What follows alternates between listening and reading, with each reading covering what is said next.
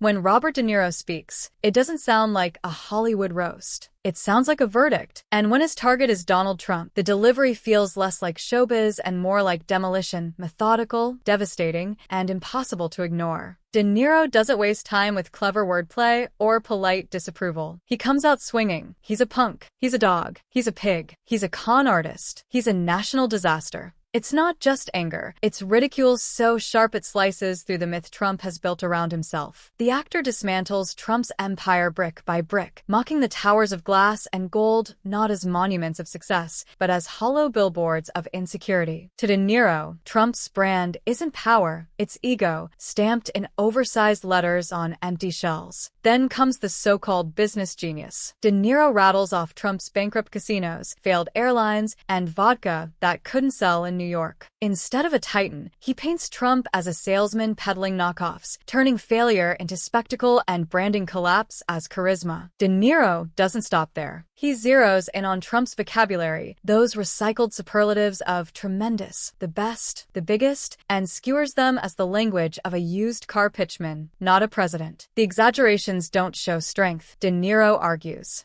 They scream desperation. And behind the bluster, fragility. De Niro exposes the paradox. A man who brags of toughness yet rages at late-night jokes, who boasts of loyalty yet discards allies like empty props. Even the rallies, he says, weren't patriotism. They were vanity projects, carnivals of applause where policy was an afterthought. The roast sharpens into something darker when De Niro warns about democracy itself. If Trump returns to the White House, you can kiss these freedoms goodbye. He will never leave. The comparison to dictators isn't thrown for shock value. It's a caution, a reminder of history repeating when clowns are mistaken for leaders. But the heart of De Niro's attack is not just rage, it's irony. Trump dreamed of legacy, of statues and history books. Instead, De Niro argues, his name will live on in comedy sketches, memes, and late-night punchlines. His monuments won't be carved in stone, but in ridicule. By the end, De Niro doesn't need to shout. His smirk does the talking. Trump, he insists, isn't remembered as a mogul or a strongman, but as the tragic clown in America's political circus, a cautionary tale disguised as a headline. In De Niro's framing, Trump's story isn't a rise and fall, it's a parody. And the most stinging verdict of all? Laughter. Because when history remembers Trump, De Niro wants to make sure the echo isn't applause, but a punchline.